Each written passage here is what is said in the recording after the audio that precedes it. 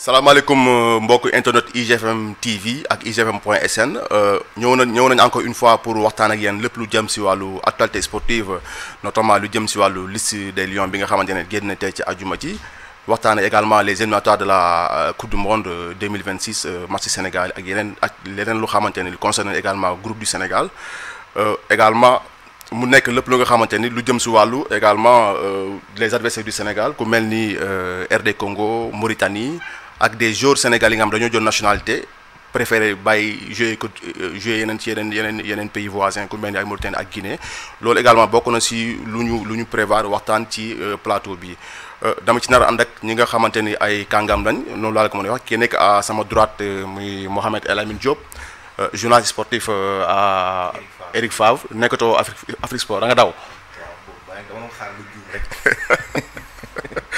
Merci Mohamed. merci beaucoup Salif maa ngi lay nuyu bu baax di rafetlu liggéey bi di nuyu équipe bu IGFM yëpp donc merci beaucoup ci invitation bi ñu war a waxtaan bu am solo ci équipe nationale ak liste Aliou Cissé di nuyu aussi sa invité Limamou maa ngi koy ziar bu baax moom aussi di rafetlu bu baax le fait que ñu bokk plateau. Limamou moom mu ngi nekk à ma gauche moom je pense que ñu bëri aussi xam nañ ko parce que il a été footballeur jaar na équipe nationale jaar na tamit également en Espagne Limamou maa ngi lay. waaw maa lay nuyu di leen remercier avant tout ci invitation bi comme loo dit toujours rek fii moom mën naa ne sama kër la je fais partie de la famille donc di remercier aussi am privilège bokk plateau bi ak Mohamed daan nañ déggoo depuis 2015 donc c'est un grand sentiment de fierté de ma part pour invitation bi. kon ñaari dafa mel ñaari ma seex ñoom duñu gan ci kër gi quoi parce que kii tamit moom daan na ñëw fii Mohamed. je me rappelle très bien. ça fait quelque temps ci ginnaaw. dañuy tàmbale ak la liste l'actualité moom mooy li xew tey tout à l'heure c'était il y avait la conférence de l'équipe du Sénégal Aliou Cissé qui a joxe na liste 26 jours pour les deux matchs yu war a ñëw contre RD Congo ak Mauritanie le 6 ak le 9 juin sa première lecture bi nga gisee 26 jours yu tombé lan la exactement par rapport ak ce que tu as remarqué aujourd'hui. Oui effectivement Aliou Cissé publié na liste 26 joueurs yi nga xamante ne moom la convoqué pour match RD Congo ak Mauritanie pour les éliminatoires du mondial 2026 bon donc mu nekk liste boo xamante ne nii am na ossature bi boo xamante ne nii mi ngi fi à part quelques manquements quelques joueurs qui sont absents mais en tout cas ossature baa ngi ci mais on a aussi remarqué l'arrivée de nouveaux joueurs ci équipe bi surtout avec l'arrivée de Chérif Ndiaye boo xamante ne nii il a été plébiscité durant ces derniers temps en équipe nationale moom aussi ñu gis que moom bokk na ci liste bi nga xamante ne nii Aliou Cissé woo na ko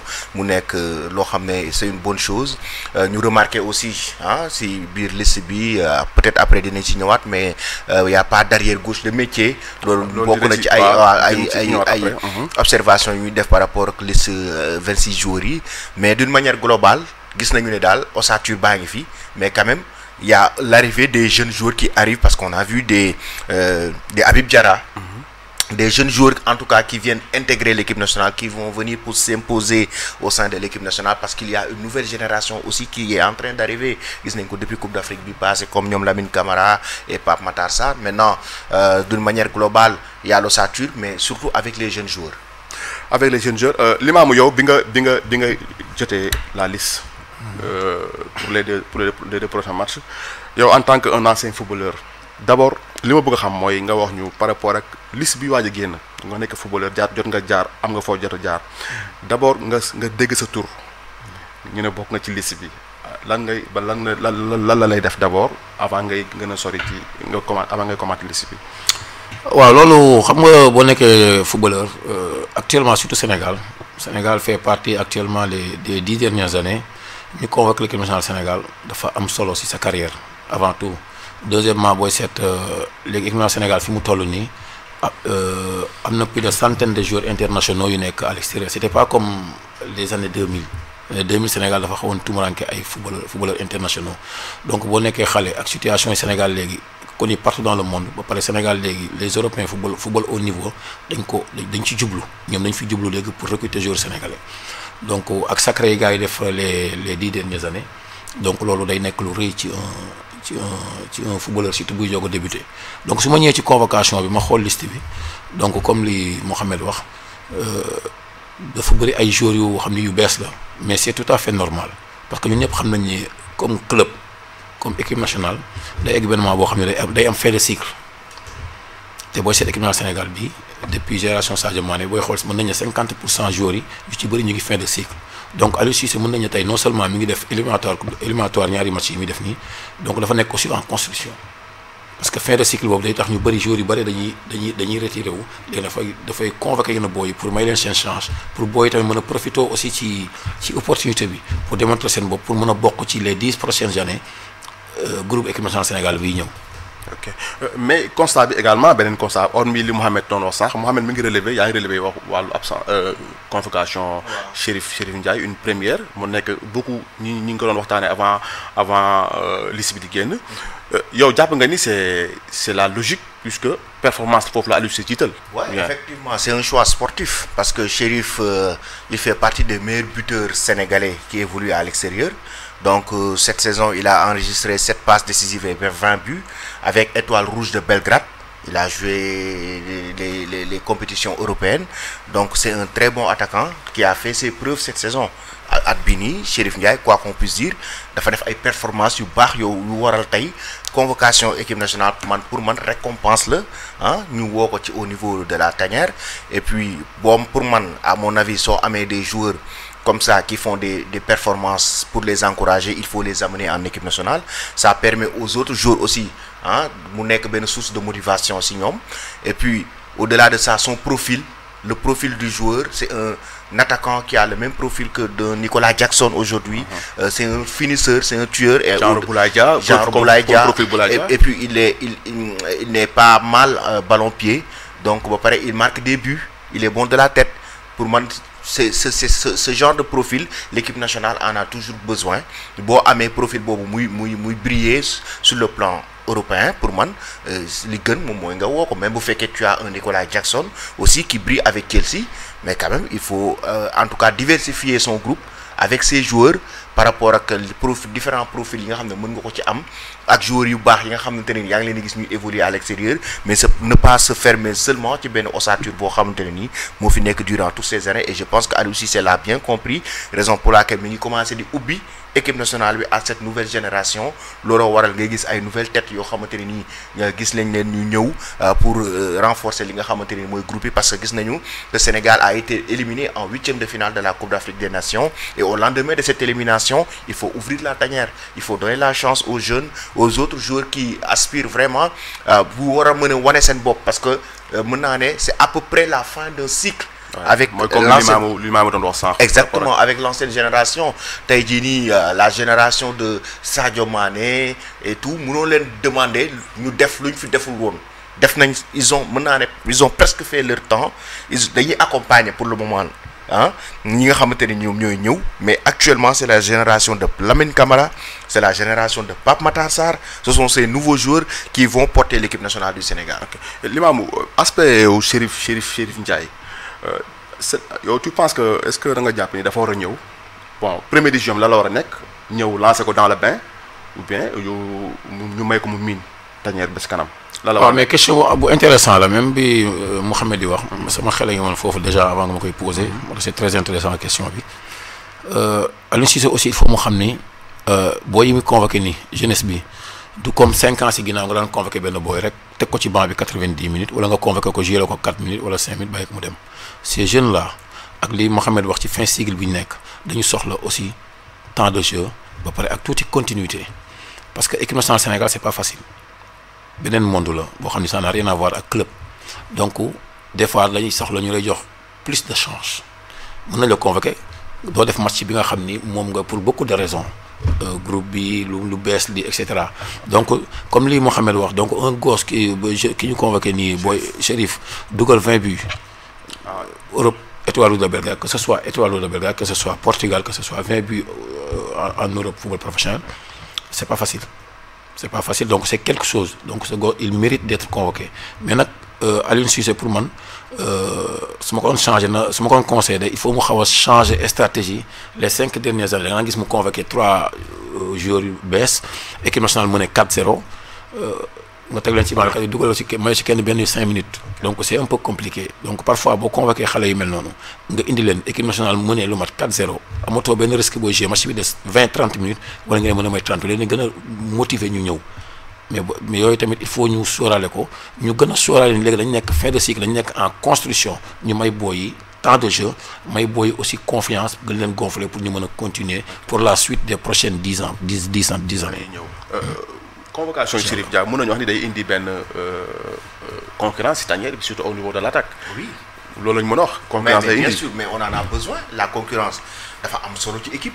concurrence bu amul mais ku nekk du joxewu donc il faut mu ñëw mu hiérarchie bi mu ñëw bousculer ko tuuti ah indi fa concurrence parce qu'il a marqué beaucoup de buts lui aussi il doit faire ses preuves pour mériter la place donc grand Limamou mi ngi wax lu am solo joueurs yi nga xam ne dañuy nekk ci banc bi mais pour man ñoom aussi dañu am la responsabilité de montrer qu'ils méritent leur convocation. Absolument. Et qu'ils ont la responsabilité de prouver leur place pour pouvoir jouer. Le cas de Nicolas Jackson parce que tout à l'heure tey wax nañ laaj nañ ko encore en presse. waaw ça dépend de lui. waaw bon en fait pour Nicolas Jackson jouer régulièrement sélection. exactement Nicolas Jackson man wax maa ko posé question bi. di ko laaj lan moo tax Nicolas Jackson Coupe d'Afrique bi passé il était sur le banc alors que Habib Diallo était titulaire.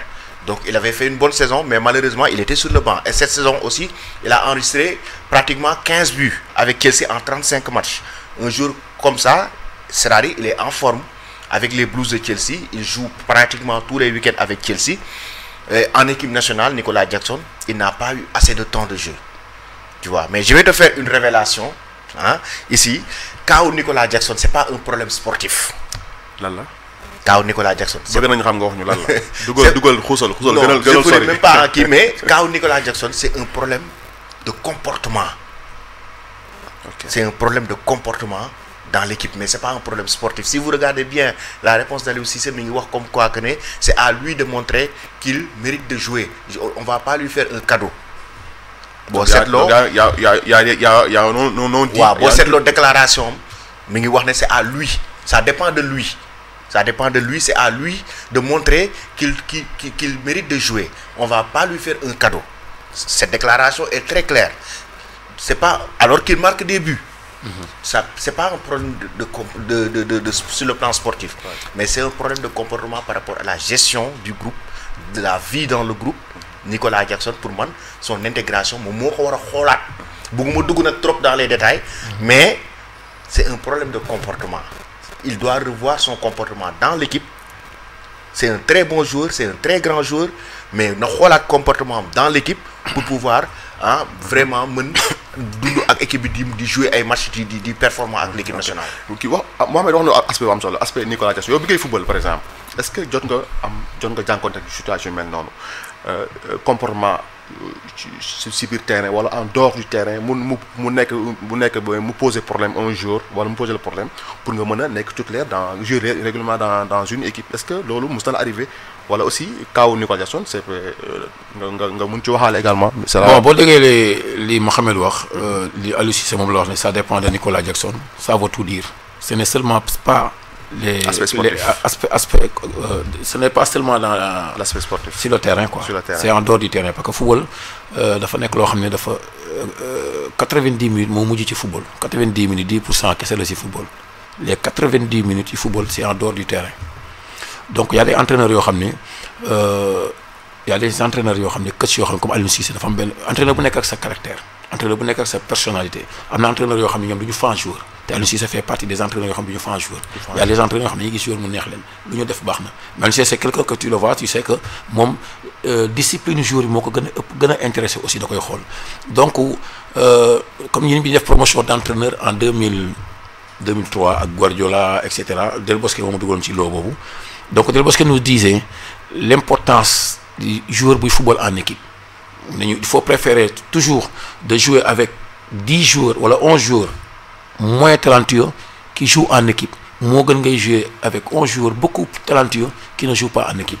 donc il y a des joueurs yoo xam ne comme ni Mohamed wax ci biir terrain bi du ñu jouer en équipe am na entraîneur yoo xam ne soxlawuñu en dehors du terrain tamit seen comportement ci groupe bi ak seen personnalité seen caractère peut-être arrangé wul groupe bi parce que benn joueur rek mën na di nga gis club jël benn joueur jaay ko xam nga tax mu jaay ko parce que baaxul ci vestiaire yi donc li Mohamed wax c'est très important c'est très parce que ñaata joueur ngeen xam yoo xam ni réussir uñ ci football. mais justement même équipe nationale dañuy am talent quoi mais duñu mën a même équipe nationale bii ñu nekk Sénégal.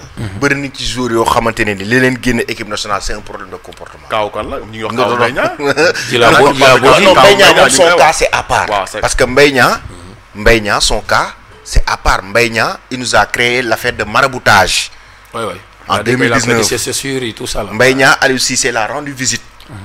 waxtaan ak moom pour que mu ñëw mu gën a kiiwaat comportement bi ñuy wax gën a kiiwaat équipe nationale gën a mën a en tout cas dëgër équipe nationale. comprendre nga il a envoyé un message à Aliou Cissé pour lui dire que soo mu mënee noppal équipe nationale nga noppal ma Aliou Cissé ne ko ok boobu Aliou Cissé était en tournée en France il est parti rendre visite à Mbaye Niang ils ont déjeuné ensemble. Mbaye Niang yónnee ko message ne ko noppal ma équipe nationale. on se rappelle et des années après le sacre du Sénégal Mbaye Niang sort pour dire qu'il veut revenir en équipe nationale. parce qu'il y a le trophée. Il y a le trophée et il y a d'autres choses. Tu vois, aujourd'hui pour moi c'est un joueur qui a profité de l'équipe nationale par rapport à que jamono 2018 il a entre-temps changé de club avec l'équipe nationale. ak performance yi mu defoon équipe nationale nekk un attaquant vedette de cette équipe nationale du Sénégal. Il en a profité, il a changé de club et tout, mais pour moi Mbaye Niang il devait pas arrêter l'équipe nationale, il devait pas mettre en stand-by l'équipe nationale, dafa waroon continuer, mais il l'a pas fait.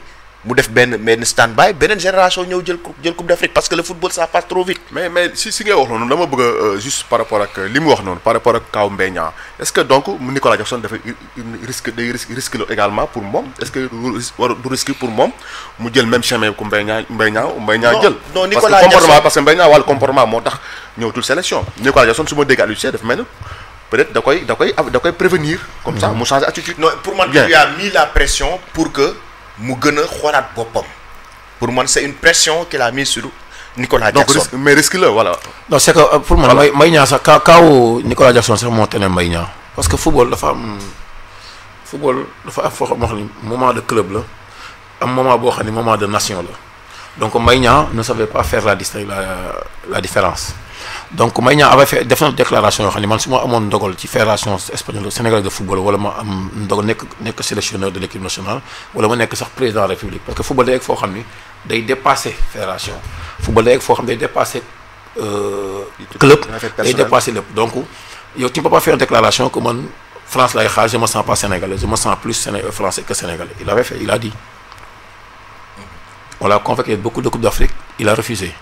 Donc si c'était les Européens yi nga xam ne xam naa leen j'ai fait 25 ans là-bas nji ma laa màggee nga wax déclaration bi je me sens pas sénégalais je me sens plus que français que sénégalais nga toog lu mat 6 ans wala 2 coupes d'Afrique di xaar convocation France foofu dootoo jouer dootoo ñëw équipe nationale Sénégal dafa am yoo xam ni décision yoo xam ni club bi Aliou Cissé waru ko sax jël fédération ñoo ko war a jël comme tey ma jox leen benn anecdote il y avait un moment Henri Camara mi ngi doon wut 100e sélection mi ngi doon wut un gars qui a défendu les couleurs du Sénégal partout dans le monde il a tout fait pour l'équipe nationale du Sénégal des moments très très difficiles moom moo doon ñëw Moussa Ndiaye donc Sénégal di football dernier match fii moo am na ko équipe doon football woon dara il a été déjà qualifié xam nga qualifié na pare dernier match doon football fii Stade Amitié mais loolu fédération bi ñoo waroon woo Aliou Cissé pas l'imposer waxtaan ak moom dialogue ak moom ne ko kii il a défendu le Sénégal partout dans le monde 100e sélection la bëgg donc convoqué ko mu ñëw nga may ko benn 10 minutes mais mën na ko rendre hommage bu ëpp hommage boobu donc dafa am moment yoo xam ne football da ngay woo entraîneur bi en tant que président fédération sénégalaise de football nga jël parce que Henri Camara méritait d'être convoqué le dernier match yoo xam ne Sénégal joué woon benn qualification mu am 100e sélection parce que fédération sénégalaise de football mënu woon rendre beaucoup benn hommage bu rëy. donc da nga bëgg wax ne fédération boobu dafa def erreur. waaw dafa def erreur parce que football même club yi en Europe au niveau day egg situation joueur ak club bi. boo xam ni automatiquement club bi day interpeller entraîneur bi waxtaan ak moom dialogue ak moom pas lui conditionner c'est une erreur boo xam ni goo ma ne Henri Camara dina métti ci moom trop mu fàtte ko mais erreur yoo xam ni même Aliou Cissé devait être à la hauteur donc kaaw Mbaye Niang moom man si j'étais l'entraîneur nga ne rek yow tu te sens pas sénégalais ton souhait est de jouer avec défendre le drapeau de la France man dootuma la convoquer yow et puis nga bàyyi bañ dem coupe du monde xam ni Sénégal qualifié na coupe du monde nga ne léegi da ngay ñëw parce que tu étais yaa ngi chuté tuuti parce que on est des footballeurs. Après aussi la CAN. Après la CAN du Sénégal. Après la CAN Senghor mu ne pay na. J'ai relancé après la coupe du monde en club et tout. donc football dans tous les sens il faut nga incarner muy si club bi muy si équipe sa produit yaa koy jaayal sa bopp da ngay dem ba incarner ne leen lii pour nit sol ko. Pourtant, c'est quelque chose que Aliou Cissé a réussi. Quoi qu'on puisse dire dans cette l'environnement de l'équipe. Pas de l'environnement. Il a su assainir l'équipe nationale du Sénégal. Aliou Cissé n'est pas le meilleur entraîneur que Amara Traoré ou Alain Giresse. Absolument. Mais il a été un bon manager. Non, absolument. On n'en discute pas. Par rapport à la gestion du groupe, c'est ce qu'il a réussi. Non. Ce qu'il a réussi, c'est-à-dire, regarde, Sénégal bi mu Aliou Cissé ñëwee 2015 ba léegi. joueurs yi nga xam ne dañuy yàq gestion groupe da leen di écarter ba pare dafa Aliou Cissé a réussi une chose c'est-à-dire tey jii nii la mentalité. des joueurs et le patriotisme de ces joueurs. tey jii nii dafa am lu mu ci joué lu bëri. looloo waral nga gis joueurs yi toog ci banc bi buy dugg nga gis ñu jóge ci banc bi ñoom ñëpp daw jubilé ji. parce que da ngay gis ne am na benn complicité bu am entre ñoom. Absolument. loolu c'est un travail de management. et c'est quelque chose qu'il a réussi au sein de l'équipe nationale du Sénégal bon loolu moo waral am na benn xeetu mentalité. boo ko amee. munoo nekk équipe nationale sous l'ère Aliou Cissé. Absolument. soo ñëwee. bëgg imposer affaire de star bëgg imposer affaire de vedette. boo xamante ne ni tu te mets en avant. ton image en avant ah munoo nekk ci ère Aliou Cissé parce que ci ère Aliou Cissé lii compter. ce qui compte c'est l'équipe. avant tout. C'est l'équipe qui prime. Avant dara. tey même Sadio Mané aujourd'hui il met en avant l'équipe nationale. Il met pas en avant sa personne. Pour man loolu nag c'est quelque chose que Aliou Cissé c'est un travail de longue haleine boo xam ne Aliou Cissé da ko réussir au sein de l'équipe te loolu la rawee yeneen moroomu entraîneur am yi fi nekkoon. Regarde en 2012 Amara Traoré a classé les 4 meilleurs ou bien 5 meilleurs attaquants des plus grands championnats. Papis Demba Cissé, Moussa Sow, Demba Ba, Mame Biram Diouf, il a échoué en Coupe d'Afrique. Alain Giresse la même chose. Et pourquoi Aliou Cissé a réussi? Parce que comprendre na ne affaire bi au-delà des bons joueurs il faut travailler le groupe. Et quand tu travailles le groupe, tu auras un groupe soudé, un groupe capable d'aller se tuer sur le terrain pour gagner une Coupe d'Afrique. Non, là, tu as parfaitement raison, nga baal ma. Vas-y. li nga wax nii man wax naa ko benn émission jàkkaarloo mooy Sénégal bi mu gagné Qatar. Donc li ma wax ni benn anecdote moo doon joxe rek la mais Aliou Cissé on n'en discute pas que il a réussi de gérer le vestiaire parce que entraîneur ñi nekk bu nekkee ci vestiaire da koy xam entraîneur bu ko vestiaire yi rëccee rek mooy échec na. mais il a réussi comme li nga wax. dafa bien gérer. maîtriser vestiaire yi. ba pare du ko nekk entraîneur boo xam ne ma la wax sànq xam naa ko ci au début ne Aliou Cissé du entraîneur buy fan joueur. entraîneur boo xam ne li nga ko mën a incarner mooy discipline ak travail kooku c'est très important que Del Bosque boo gisee li mu am Real de Madrid am ko équipe nationale Espagne parce que mooy premier sélectionneur bu gagné coupe du monde comme le cas de Aliou Cissé mais bu mu ñëwee li mu njëkk parce que vestiaire Espagne ñun dañuy dugg fi vestiaire Espagne.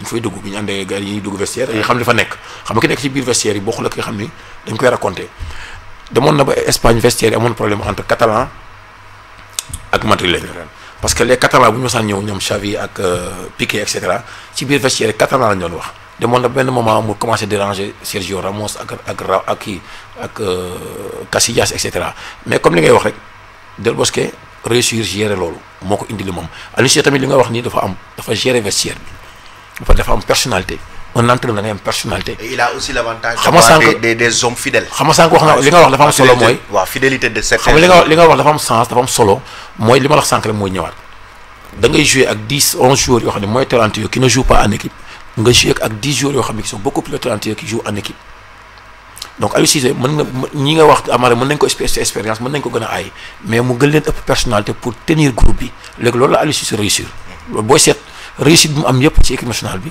loolu ci la bokk. non ba pare des joueurs fidèles des joueurs yoo xamante ne ni vraiment xoolal ay ñoom Cheikhou Kouyaté et Gana Gueye. Sadio Mané ossature boobu nga xam ne dafa cheminer ak ñoom. c'est des joueurs qui ont toujours été fidèles envers Aliou Cissé loolu moom bokk na ci ay chance am moom depuis que bi mu nekkee équipe nationale. ba léegi d'ailleurs sax am na ci benn joueur ndeysaan bi muy pratiquement bi ñu ko woowatulee benn jour à l'époque j'étais à Wii Sport benn anecdote jour bi ndeysaan ñu def benn interview boobu mosuma ko sax génne parce que ci biir interview bi daf ma ne dafa meroon le fait que ñu écarté ko équipe nationale mu mer mu ne ma diw ak diw ñoo yàq sama diggante ak Aliou Cissé ay moromu joueur ma diw joueur bi ak joueur bi ñoo yàq sama diggante ak Aliou Cissé parce que ñoo dem ñu toog di waxtaan ñu dem raconter ko lii ak lii ak lii loolu bu mu amee ma def interview ba pare ma teg ko ma ne lii su génnee joueur bi dina yàq image am dina yàqu ci sénégalais yi mais li muy yàq ci biir équipe bi sax moo ëpp lu muy defar. Absolument. li mu nar a yàq day indi division quoi. waaw day indi division parce que dafa cité ay tour. Absolument. ci biir interview bi mu ne diw ak diw ñoo yàq sama diggante ak Aliou Cissé loolu boo ko titré woon ñun moom journaliste la. xam nga li may wax day yàq vestiaire yi. loolu benn bombe quoi. day nekk benn bombe mais jaru ko. parce que li mu nar a yàq moo ëpp lu mu nar a defar. Absolument. comprendre nga. et j'avais compris que moment boobu noonu équipe bi nekkoon na ci benn mouvance boo xam ne soxlawul benn esprit de négativité. Absolument. et que joueur bi le fait que ñu écarté ko loolu bokkoon na ci. comprendre nga loolu bokkoon na ci dama ko woo ma ne ko lii bu génnee tu as le choix mais bu génnee xamal na dina yàq lu bëri. si sa image. par rapport ak sénégalais yi bët buñ la nar a xoolee. Absolument. dina yàq lu bëri tam ci équipe nationale même buñ la convoqué keetul mais joueur nga et que da nga bëgg équipe bi. am nga loo fi def. warul tax nga génn mu ne ma effectivement dama meroon moo tax ma waxee noonu. effectivement mu bul ko génn ma ne ko non du ma ko génne parce que sa interview bu génnee lu mu nar a yàq moo ëpp lu mu def pour te dire que ne am na lu mu defar malgré que y avait des frustrations. à côté. y avait des joueurs par moment qui sont frustrés mais aussi am na lu rafet loo xamante ne nii jot na ko gérer loolu moo ko mayoon tey Coupe d'Afrique moo ko mayoon un groupe soudé. wàllu liste bi également gis nañu absence su Cheikh Kouyaté mu nekk un cadre de l'équipe fait partie des capitaines de l'équipe du Sénégal woowuñu ko surprise la wala da nga jàpp ne un signal la bi fort bu ko Aliou Cissé di envoyé comme li ngay wax fin de cycle bi ñuy wax loolu la.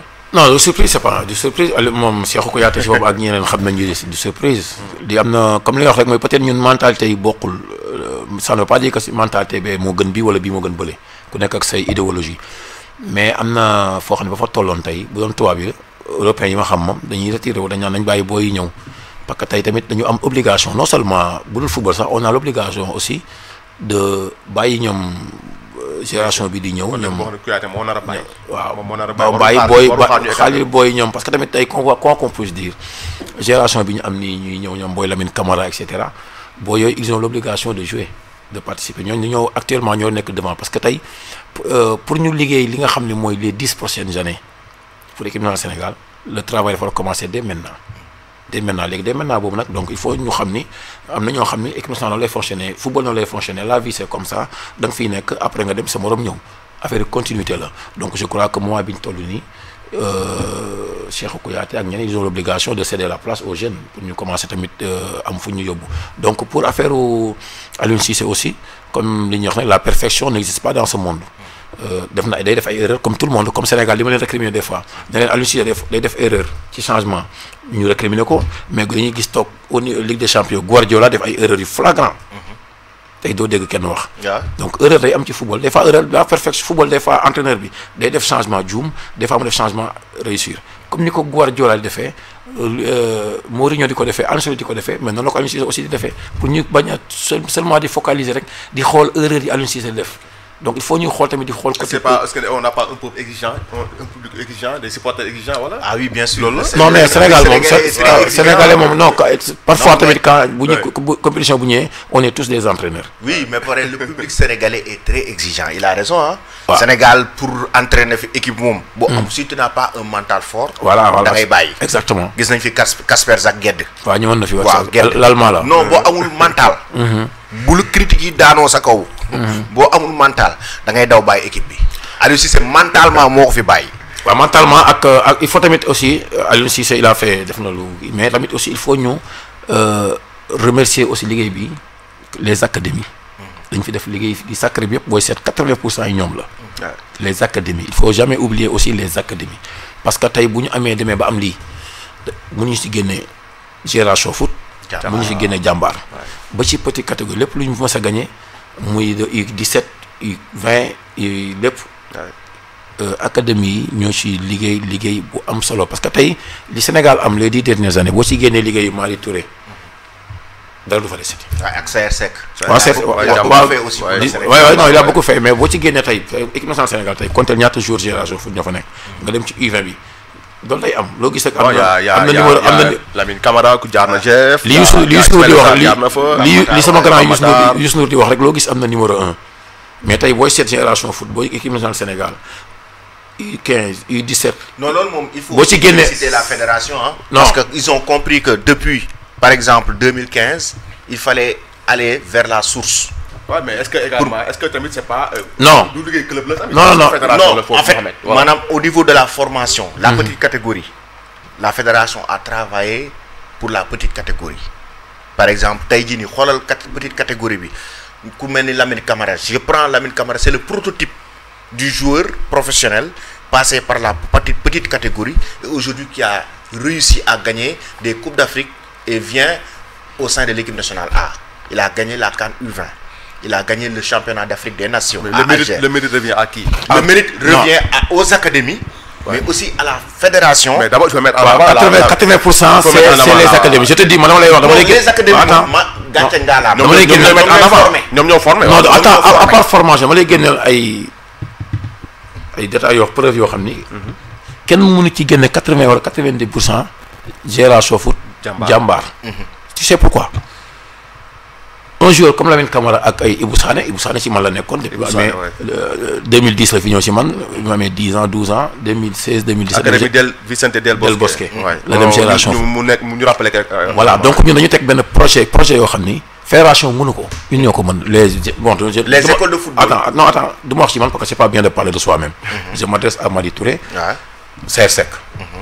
ñoom ñoo fi créé benn parce que footballeur comme âge bi ñoom Ibou Sané ñëwee woon ak Lamine Camara cadet ak junior man j'ai fait la formation du comité cadet junior joueur dafa soxla 40 et quelques matchs par saison ci tànk yi loolu kan moo ko créé Génération Foot parce que fédération championnat cadet junior 4 matchs la da nga jouer benn match di nga toog un mois jouer deuxième match kooku mënoo ci am compétition fédération mënul liggéey boobu parce que xamu ko ñen ñoo ko imposé Saër Seck ak Madi Touré parce que ñoo ñëw bañ a dépendre seulement ci championnat yi mais di jouer ay match compétition dans les régions et dans les ak kii yoo xam ne match compétition yoo xam ne xale yi moo tax boo ci ko ci ay U15 U17 bu ñu dee Génération wala Jàmbaar ay 10 la ñu di door ay 15 parce que li nekk seen tànk ci compétition nekkul ci fédération. Vous êtes au courant que ces jours là dañuy nekk centre Guéréo di nekk ci. non centre Guéréo yàggul. waaw non attends ay fédération centre Guéréo yàggul. la fédération quand même quoi qu'on puisse dire. non attends a toujours pris ces joueurs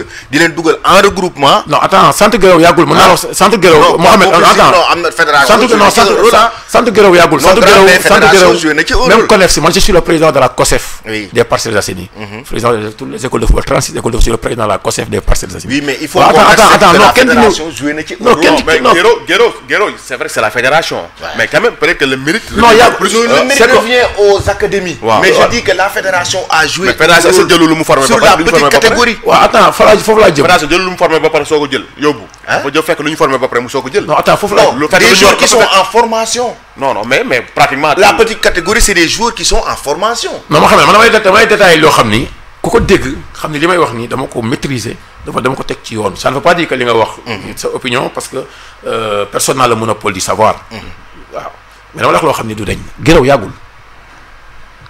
Génération Foot Jàmbaar depuis 2000 la ça fait plus de 25 ans léegi loolu du ay caaxaan. liggéey boobu il faut pas que nit di ko bannir. non kenn waaw xaaral Guéréo du sport étude Jàmbaar Génération Foot il forme la personne d'abord l'éducation football doog a ñëw. non attends il faut pas oublier que le football sur 1500 joueurs 30 ñoo ciy réussir donc Jàmbaar Madi Touré il est en train de faire un travail extraordinaire ak Saër Seck parce que il forme la personne d'abord l'éducation football doog a ñëw les gens dañuy juum ci Madi Touré ak Saër Seck ñi réussir Jàmbaar Génération Foot sont beaucoup ñoo ëpp 10 000 fois bachelier que le football professionnel. c'est vrai. il faut pas ñu bannir loolu donc yoo xam ne day defar personne dugal la nga école ngay jàng gratuitement ba nga am bac tey boo demee Jàmbaar am na ñoo xam ne tey dem nañu Europe football yi. réussir ma tegal la ci sax li ngay wax ils sont pas les meilleurs ñi réussir. wala foofu laa lay wax léegi nag loolu liggéey boobu fédération mënu ko kan moo ko mën Madi Touré ak Saër Seck. c'est que loo xam ni lii micro la virgule kenn du fa teg virgule point lañ fay teg. d'accord ñi réussir ñi Madi Touré réussir ñu réussir loo xam ne en dehors du football. moo ëpp 10 000 fois plus que ñu réussir ci football tey boo demee Real de Madrid Atlético Madrid centre de formation boo demee am na 350 joueurs parce que deux poussins la poussin A poussin B minime A minime B cadet A cadet B ak 3 catégories de joueurs. après la en total xaaral je vous en prie moo xam ne je vous en prie pour gagner ay coupe je vous en prie 365 jours yoo xam ñaata ñoo ciy réussir 20 jours ñoo ciy réussir. d'accord léegi nag liggéey boobu génération foot def ak jàmbaar fédération sénégalaise mënuñu ko parce que amuñu par exemple temps formation boobu amuñu ko donc liggéey boobu xam nga ni kuy former la personne nga fexe nga am bac tey boo demee jàmbaar wala nga dem génération foot am na ñoo xam ne dañoo heure football yi réussir ci football mais léegi ay ingénieur lañ. waaw mais donc en fait tu veux me dire que tey jii nii au niveau de la petite catégorie coupe yi nga xamante ni coupe d'Afrique U20 yu ñu jël U17 yu ñu jël en fait fédération amu ci benn mérite. non on dit pas ça non jamais non par rapport li nga wax yow da nga bëgg a wax ni que fédération am na ci wàll. non am na ci wàll effectivement mais boo duggee foofu baal ma boo duggee foofu dañu naan fédération am na ci wàll école de football am nañ ci wàll. mais bien sûr mais la loo gis. dafa am toi tu parles de la base. loo gis yow base nga mi ngi ci base bi. waaw man maa ngi pourtant on dit la même chose. non mais par exemple laa la wax il faut pas dama ne la majeure partie bi ce sont les académies. mais est-ce que bëggul wax ne ñuy mettre en avant beaucoup plus les académies que. absolument la fédération est venue après. oui peut-être loolu la bëgg a wax. après au moment de la formation. fédération dina sélectionner ay joueurs avec leurs techniciens avec la direction technique pour dem jël benn équipe U17 U20 yóbbu leen ci ay compétitions ñu mën a gagner ay coupes. mais loolu formation. c'est pas une formation. exactement je parle de tey jii nii. c'est pas une formation. formation fii Madi Touré moo ko fi def. Madi Touré moo ko non attends. ça révèle des joueurs. Lamine Camara qu'est-ce qui a révélé Lamine Camara? Lamine Camara qu'est-ce qu'il a révélé? Qu'est-ce qui a révélé Pape Matar Sarr? C'est la CAN U17. C'est la CAN U20 qui a révélé Lamine Camara. Il était où? Il était à génération. waaw mais c'est ça. mais qu'est-ce qu'il a révélé? est-ce que xaaral ma wax la football. xam nga sax maa la ko wax xam nga football. attends l'équipe nationale est une vitrine. donc ku si nekk am na mérite alors.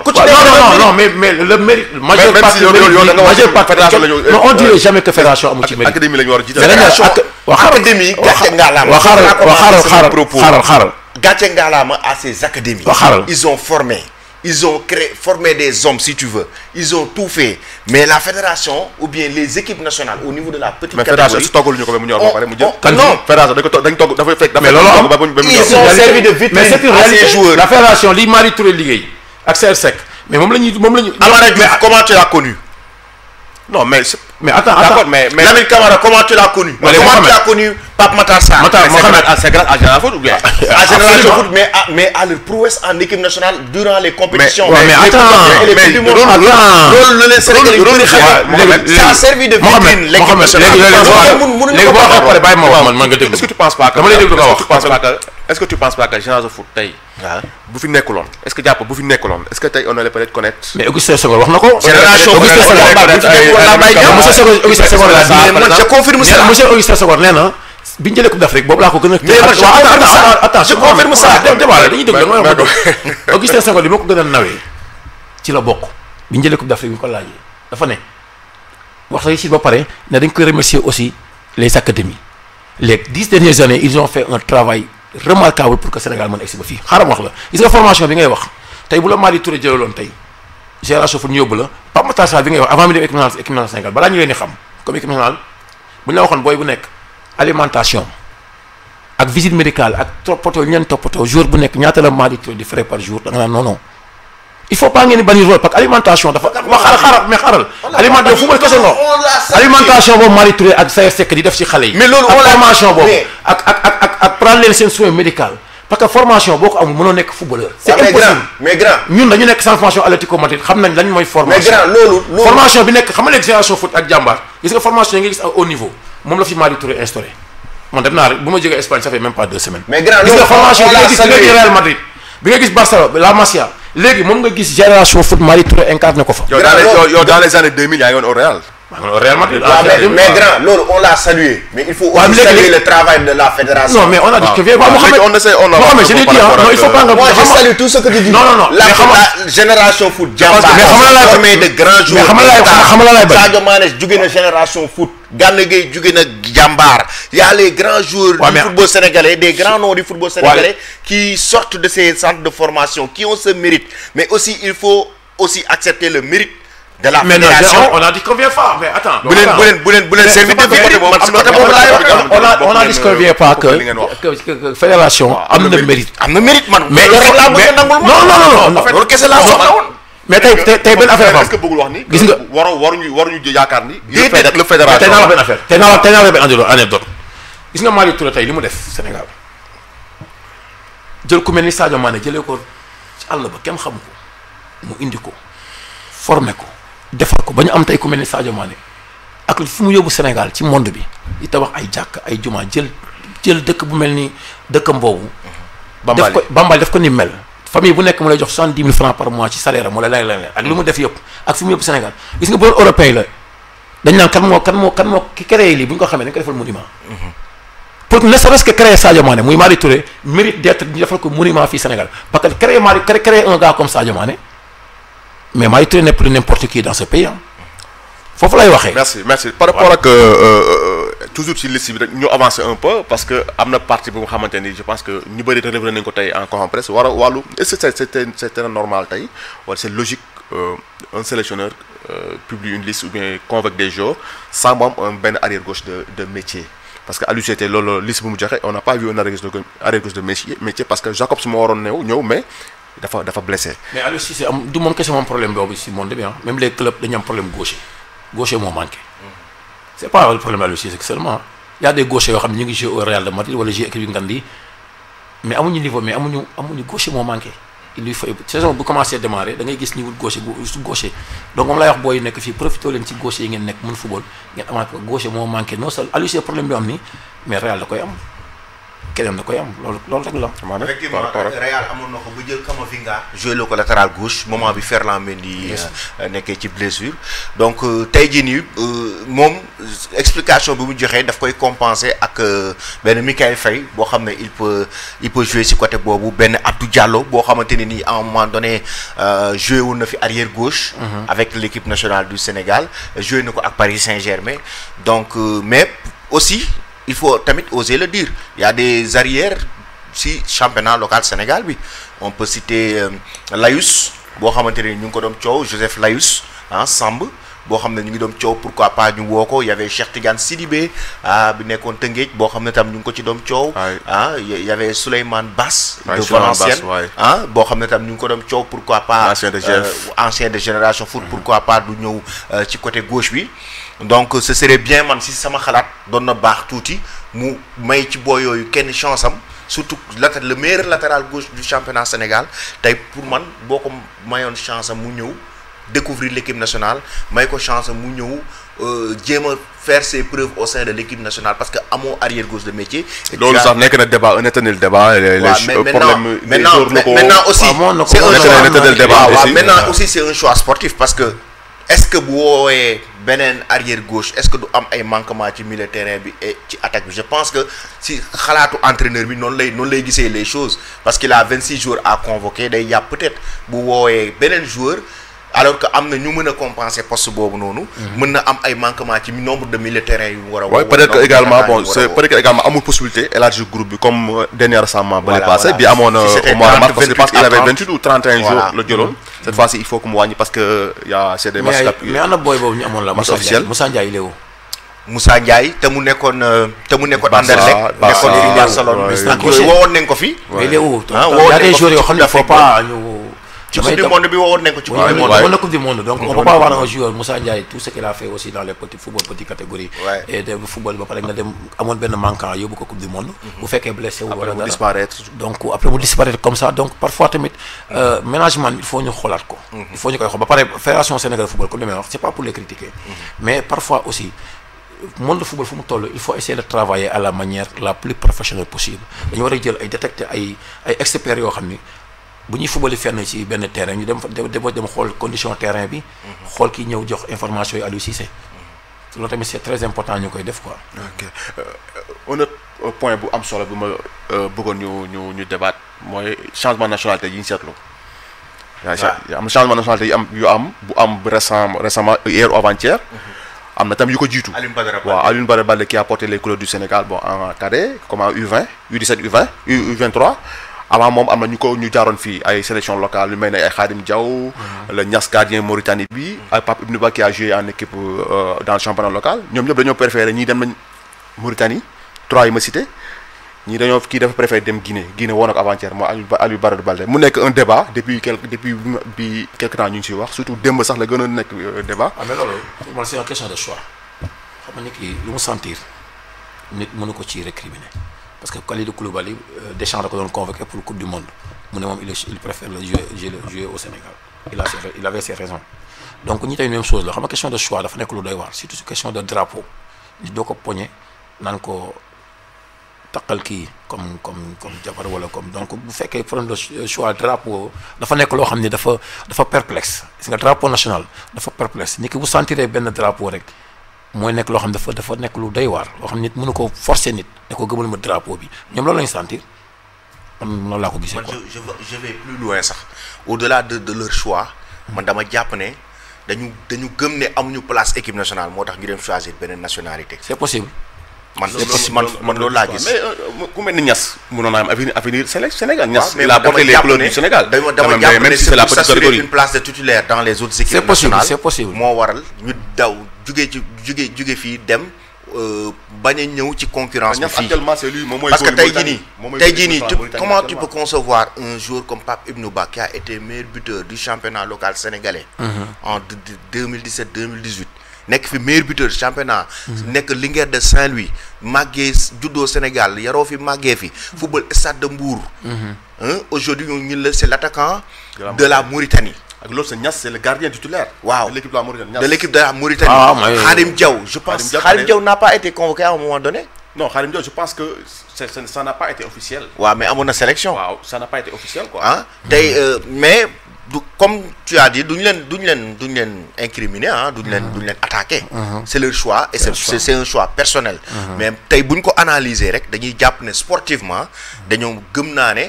En fait ils ont jugé nécessaire d'aller dans les autres équipes nationales. mais Sénégal moo nekk seen xol. Sénégal moo des ci seen xol malgré que dem nañ beneen équipe nationale bu doon seen sago. bu ñu amoon ndogal. Sénégal la ñuy football. mais parce qu'ils n'ont pas le choix parce que jàpp nañ ne bu ñu ñëwee Sénégal lu ñu football. looloo waral xëy na ñu dem football équipe nationale Mauritanie wala équipe nationale Guinée parce que Alioune Badara Baldé moi je comprends pas ce qu'il a pris dégg nga tey Aliou Cissé lu mu wax. nee na waxtaan na ak moom sax. jot na waxtaan ak moom mais nee na Aliou Badara Baldé c'est que le Sénégal comptait sur lui. donc la moto woowu ñu. donc problème de choix day dugg. léegi effectivement parce que Aliou Badara Baldé. c'est facile problème de choix où le sélectionneur national a discuté avec toi. waaw kon boobu nga dem choisir équipe nationale Guinée. qu'est-ce qui est derrière cette motivation. choix mooy dugg. choix yegg si la xam nga tey yow Mouhamed nee na. am na ñoo xam ne dañu bëgg a garantir place titulaire foofu c'est deux. léegi kii Aliou Cissé même le sélectionneur a dafa déplacé ou dem wax ak moom donc mu opté jouer Guinée. donc problème de choix mooy dugg. waaw problème de choix là parce que le sélectionneur a discuté avec lui te moom il a fait toutes les petites catégories de l'équipe nationale du Sénégal. absolument pour man Alioune Badara Baldé gisuma lu war a mën a tax mu bàyyi fi équipe A di dem di football yi équipe nationale Guinée. gisuma ko man bi ma ko gisee sérieusement j'étais surpris.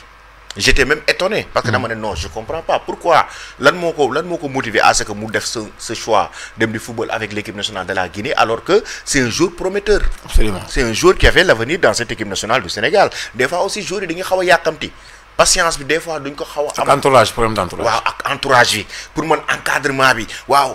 coach bi daf la contre. bu boo kiiwul fii nii da ngay dem nga football Guinée wala nga dem nga football pour un peu mettre la pression alors que loolu c'est pas à ton avantage.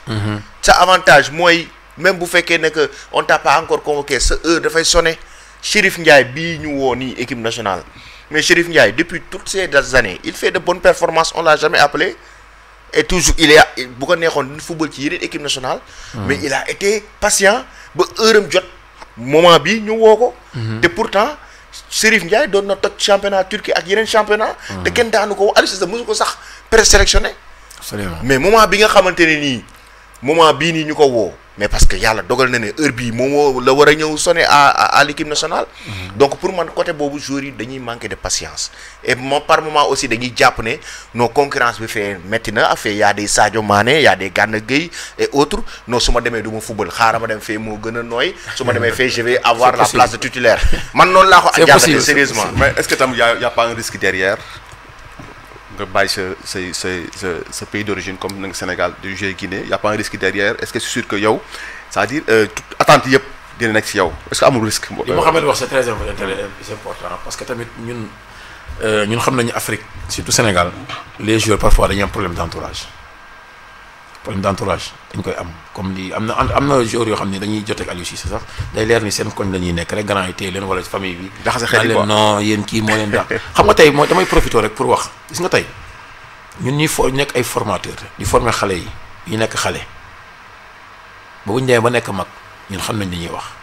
tey Madi Touré mën na ma seede Saër Seck mën na ma seede ak yeneen pour ne pas citer des noms. xale bu ñëw ci yow 10 ans lay am. nga jël sa temps parce que man sama centre amul fay école de football amul fay. totalement gratuit maa lay jox godaas maa lay jox équipement ba pare am na boo xam ñoo gérer seen totalement man maa opté def ko gratuitement mais école de football yi fay c'est tout à fait normal. toutes les écoles de football au monde muy Real Madrid Génération Foot jàpp école de football da ngay fay mais maa opté loolu parce que je suis sponsorisé par Adidas ak fédération espagnole de football. bon xale buy ñëw yaayam bu koy indi xale bi 10 ans lay am nga nekk ci jël sa temps di ko ci def. jël godaas jox ko ñoo la kii nangul jàng lay nga ñëw napp ko à ta manière psychologiquement xale bi léegi nag commencé di jàng parce que samedi bu ngeen entraîné wu yaa ko jël terrain vague yi di ko jàngal taxawaay bu ngeen dem des fois da ngay louer car rapide wala des fois nga jël Ndiaga Ndiaye parce que c'est très rare nga gis un ancien footballeur professionnel des fois dañu am complexe bi wàcc sur le terrain vague di liggéey te foofu la ñu waroon commencé comme ni gars yi commencé léegi booy bi nank muy dem yaa ngi ko jàng yaa ko njëkk a yóbbu sax terrain gazon mu football stade Demba Diop wala Amitié mu nekk ci yow 7 ans yoo xam ne yow mosoo gis nijaayam mosul ñëw seetaan ci booy bi xam nga seetaan waxuma la kii seetaan yow yaay toog des fois jékki-jékki bett ko dem école am wax ak directeur am ne ko ndax mi ngi jàng napp ko ba booy bi commencé jàng mais si jamais booy bi dem fenn ñu gis ni commencé na football U17 wala U20 gis ni bunt bi ñëw na nijaay ji mooy ñëw da lay écarté li muy njëkk a def booy da koy diaboliser yow sax da booy bi ennemi la lay def dootu la woo man Ibou Sané mosuma woo téléphone. oui il m'a jamais appelé au téléphone. yaayam bi non bi mu am 10 ans 12 ans yow tu as vu les images. si j'ai vu. parcelle xam nañ ñëw yaayam moo ma ko indil jaarale ko ci benn entraîneur Magadan Atap que je salue ndeysaan yàlla na ko yàlla yërëm moo ko jox indi ko ne ko dama dégg sa école football bi sa xarit la limaamu te moom école football amul fay tey Wusaane ngi nii buggul jàng day yeewu suba dem géej plage di Atap ñëw dafa handicapé la woon di dox difficilement jox ma ko. ñëw mën na ko am problème maa ko jël ñu jël ko commencé maa ko njëkk a yóbbu stade Demba Diop mu football ak stade Amitié Golas tout ça ak gars yi yëpp même Ablaye Der bi ñuy ñëw foofu am na image yoo xam ne TFM yor nañ ko moom mi ngi ci di ko former di dem ànd ak moom di football yi fu nekk 2017 la dem Génération Foot mais la suite ngay dégg ne benn nijaay moo ñëw booy bi dootu la woo man mosuma wax téléphone j'ai appelé au téléphone da ngay dégg ne xam nga ñun les encadreurs boo gis nag bëgguma sax di wax ci man mi ngi souffrir loo xam ni ko ci gis les encadreurs des écoles de football que je salue au passage toute la COSEF des parcelles des encadreurs la COSEF des Parcelles Assainies que je suis le président koo ci gis bu toogee ci télé di seetaan championnat Angleterre wala France wala Europe day souffrir psychologiquement ak mentalement parce que mi ngi gis benn joueur Sénégal boo xam ne ci loxoom la jaar mu sonn ci jël temps lépp def ci kooku du ko sax woo téléphone. c'est vrai. d'une manière générale au Sénégal kooku moom je vous le dis et je vous le répète. est-ce que xam nga y a un joueur qui a évolué avec l'équipe nationale petite catégorie espagnole Pape Cheikh Diop. waaw je le connais. il a été formé par le père de Amara Diouf. Adi Diouf qui a formé Pape Cheikh Diop à Pikine. jaar na Lyon après. oui il a joué moins de 21 ans en Espagne. c'est le même scénario. voilà léegi entre Pape Cheikh Diop et Amara Diouf. léegi et le père de Amara Diouf. léegi problème bi foofu lay ñëwee affaire bi du question gis nga les encadreurs Sénégal soxlawuñu affaire xaalis yow. woo leen téléphone rek. ñoom ils sont contents. donc man. mais ça c'est aussi un manque de reconnaissance. non mais attention man seen recrime pas man du ma incriminer. joueur yi dara parce que seen nijaay yi dafa du ma wax nijaay yëpp nag am na nijaay yoo xam ni dañuy ñëw pour bonne fête di jàppale xale yi mais am na nijaay yoo xam ne bu xale bi xasee signé wala ñu nga xam ne ñoom dañuy jël seen avenir ak seen avenir doom ñu wekk ko ci xale bi léegi loolu pour ñu réussir ko il faut ñu écarter boy bi te àdduna amul solo parce que demain fera jour même boo nekk multimilliardaire sax après da ngay màgg sa conscience day ñëwaat parce que ni ko jël 5 ans def ko ci yow sa temps mosoo ko fay 1 franc muy topp sa jàng te boobu sa nijaay gisuñu ko sa nijaay gisuñu ko bi ñu dem sa école di pour nga jàng gisuñu sa nijaay donc boy bi jékki même yaay affaire le mal est profond te li may wax ni maa am audace peut-être toog fii di wax mais tous les encadreurs surtout aux Parcelles Assainies dañuy dund affaire boobu d'accord merci léegi ñu jeexal ah du les bëreetul adversaire Sénégal Mauritanie le 6 juin ici à Dakar troisième journée beneen bi mooy contre non RDC moom mooy fii le 6 juin le Mauritanie mooy le 9 à Nouakchott d'après yéen que ce soit yéen ñaar par rapport ak match yooyu nan lañ ko war a aborder surtout que nous sommes déjà l'équipe est déjà en tête du groupe. Oui, mais pour moi il faut aborder ça avec beaucoup d'humilité parce que RD Congo gis nañ coupe de prouesse bi mu def ci coupe d'Afrique bi ñu jógee je pense qu'ils ont été demi-finalistes de la CAN. Oui, dernière CAN. De la dernière coupe d'Afrique des Nations. Mauritanie c'est un pays voisin, ce sera un derby.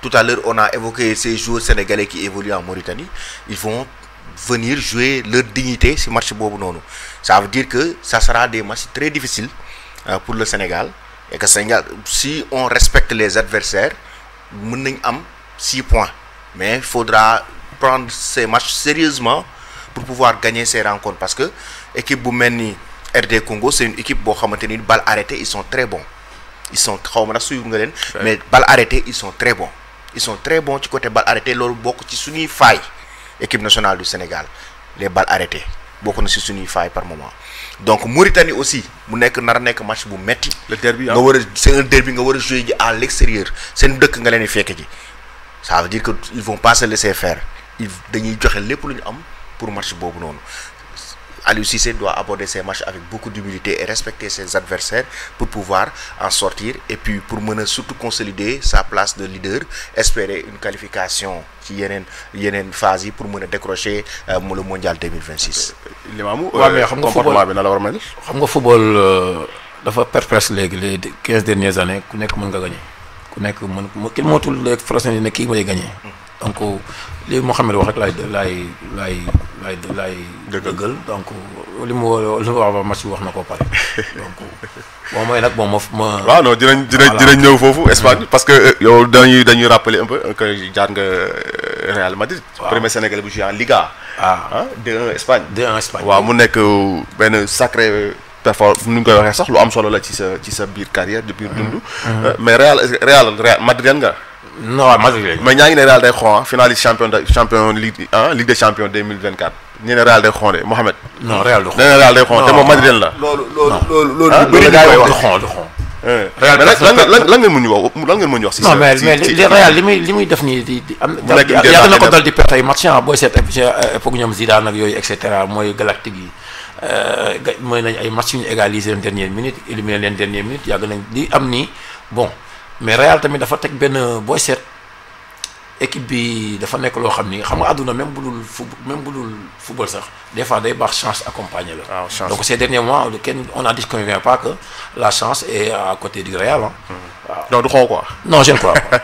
koo xoo ba amoon. Sénégalais ñu bëri. non xoo ba amoon wala xoo man dama ne amul parce que damay respecté. certains supporters du Barça dañuy xoo certains supporters du Barça loolu la ñu wax. xoo war nañu mën def xoo ñun ñu gagné beneen coupe du monde quoi. premier Sénégalais bu football. en Liga surtout Real Madrid ah. ak Atlético Madrid tey jii nii surtout pour les jeunes joueurs là qui aspirent à devenir professionnels. tey jii nii yow ban genre conseil nga leen di jox. en tant que vraiment un ancien joueur.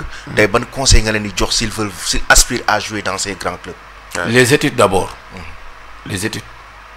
football Sénégal gars yi ñu ngi wax la lutte mais football moo gën a garaaw ndax d'ici 10 ans côté football mooy ëpp des cas sociaux et des temps la main que beneen parce que booy yi fii 80% yi kenn jàngatul ñëpp football kese la ñuy def. ça devient dangereux. man dem naa stade Guédiawaye amoon fa benn match. Amadou Barry de 8h à 13h chaque une heure de temps équipe dugg ñaari équipe boo leen compté ñaata la 11 c'est 22. ñi toog ci banc bi ak ñiy dugg parce que en général sax ñoom 11 lay football donc boo seet yow évaluer chaque une heure de temps 40 jours nañ dugg de 15 heures à 20 heures même chose la après nga jël Mali bu Nations Unies fi mu dëkk man di daw di def footing le matin donc de Mali bu à Yoff yaa équipe boo yaa ngi foofu entraîné âge BFM ak âge bëgg la ñu yor donc ça devient dangereux. J'interpelle le ministre des Sports ak la fédération sénégalaise de football ñu ñëw ñu liggéey teg benn projet politique sportif boo xam ni xale yi dañuy jàng obligatoirement parce que football du ñëpp ci réussir ñi nekk Real Madrid sa Atlético Madrid man ñi ma doon football doon Centre formation Atlético Madrid ñu ci bëri réussir ñu mais tey ñi ay Charles tey magistrat la Alain tey commissaire de police la keneen leneen la te ñoom ñi ngi nekkoon dem nañ bay football U20 équipe nationale Espagne mais réussir ñu donc sagam ñooñu li nekk Real de Madrid Barcelone wala Paris Saint-Germain ñooy def sport étude waxtuma xale yi nekk fii Sénégal donc sooy wax des fois lu ñu déglu mais ça devient dangereux à l'avenir d'ici 10 ans parce que nga toll à population boo xam ni 80% c'est la jeunesse booy seet 70% yëpp footballeur lañu lañu opté football lañu opté te 80% kenn jàngatul te li may wax ni yow moo xam ne ak yéen xam ngeen ko le matin politique sportive bi fédération war a teg ak ministre sport may lancer un appel mooy na def ne nawetaan bu commencé cadet sax laay wax bu école ib tëjee rek na démarré bu école ibee day arrêté parce que nawetaan cadet day dem ba décembre man am naa ci jour yoo xam ne dañ doon daw di dem entraîner le matin pour fii cadet nawetaan mais après BFM ñëwee ñiy bac amuñu ko loolu leen yàqal donc mu teg politique sportive boo xam ni le matin amul entraînement club yi mu exigé parce que mënoo gis un national 1 national 2 di entraîner ay juniors di entraîner le matin en pleine année scolaire ils sont en train de former des talents mais à l'avenir c'est une réalité j'interpelle le ministre sport j'interpelle la fédération sénégalaise de football ñu toog commencer étudier les études d'abord avant le football. ok merci ñu terminer ak trophée bu rafet bi. nga présenté ko wax ñu trophée lan la. bon c'est très joli hein. bon trophée bi ñu ma ko jox ça fait même pas 3 semaines. bon c'est li ñu naan àdduna tamit chance la parce que am na sax ñu ma ko gën a mérité Sénégal. peut-être man la ko yàlla jagleel ñu jox ma ko. c'est écrit c'est en espagnol. oui Iniesta gagné na ko. Del Bosque gagné na ko ak des sénateurs américains yëpp États-Unis yëpp gagné nañ ko donc bii paa man ak José Luis Rodríguez Zapatero. waaw ak équipe nationale féminine Espagne bi jël coupe du monde bi passé. ñoo ko gagné mooy les personnes ressources dans le monde. donc moom gis nañ li may liggéey depuis Espagne ak fii ak xale yi gratuitement di jàppale xale yi seen école ak tout ça. bëgguma sax di wax ci man quoi.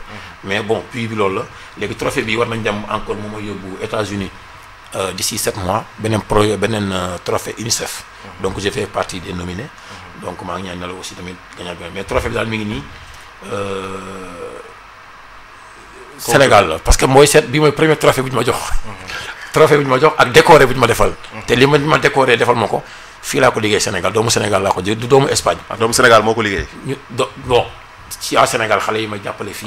donc ñoo ma ko jox vraiment trophée bu ma neex la maa ngi ci remercier aussi mon grand sama xarit Youssou Ndour parce que tamit vraiment depuis le début daf may jàppale di ma soutenir comme ni muy jàppale ñeneen dans le silence c'est un gars man je l'appelle monsieur le silence et le travail donc affaire baa ngi nii di ci remercier aussi notre maire Jamil Sané parce que tamit bëgg nga benn anecdote ak Chérif Jamil Sané pour le maire football petite catégorie le maire quand il est venu dafa ne chaque année day am coupe du maire coupe du maire nawetaan ñoo ko doon football donc moom ak Gora Thiam son conseiller en sport son président conseiller en sport opté léegi football petit catégorie ñu jox ko coupe du maire bi ñu jox ko école de football yi U13 léegi presque 5 mois lay durer chaque mercredi petit catégorie am nañ 4 heures de temps ci stade municipal bi donc première édition bi passé vraiment réussir lool TV5 Canal Plus ñëpp ñëwoon nañ léegi nag li ma ci gën a étonné mooy da nga gis boo yoo xam ne 12 ans la ñu am mosuñu football ci gazon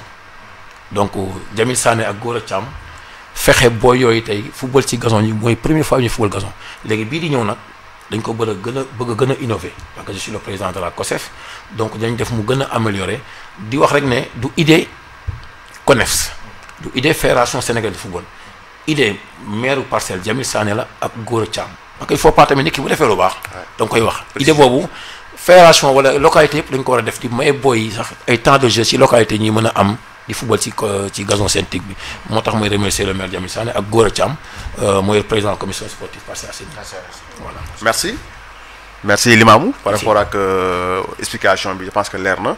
trophée bi ak lépp lu ci jot a waxtaanee. di la remercier ci teewaay bi fii ci IGFM.